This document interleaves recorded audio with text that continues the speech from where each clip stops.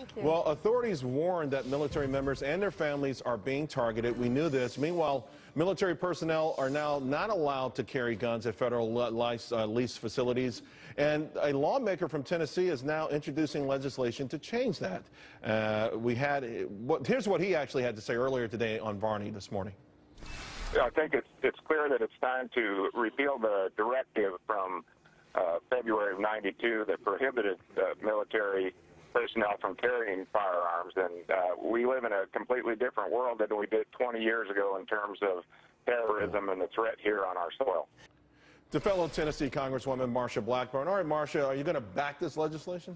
Well, what I will do is look at what Scott has filed, and, you know, he certainly is spot on with where people are. They think there has to be a way for these individuals in these recruitment centers to protect themselves. We've had 21 attacks of military personnel on U.S. soil by radical extremist jihadis.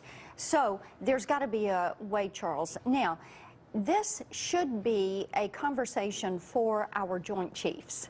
And I'm certainly the chairman of the Joint Chiefs is going to assemble those, and they're going to have this conversation and decide how best to approach this. We need to listen to those commanders. Do you think there would be anyone in the Joint Chiefs, anyone in the leadership there that would be opposed to this? Have you sensed any opposition to this?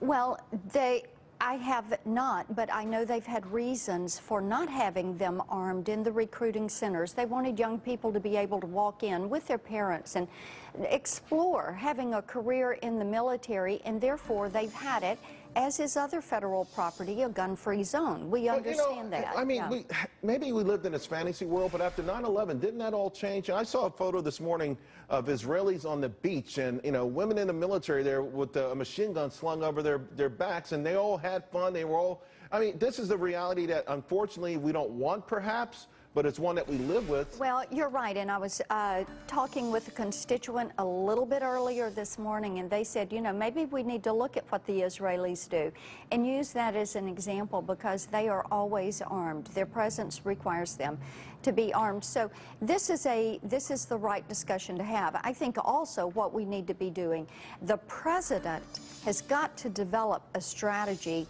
for looking at this online radicalization. And as you and I were saying before the show and before that interview, Lisa and Brigitte did a great job.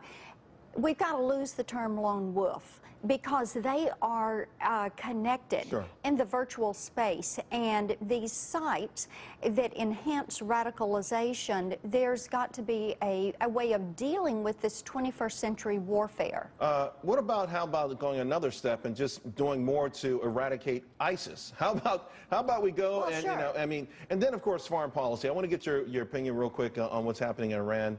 Countdown to a nuclear weapon. Can Congress stop this, or is it inevitable?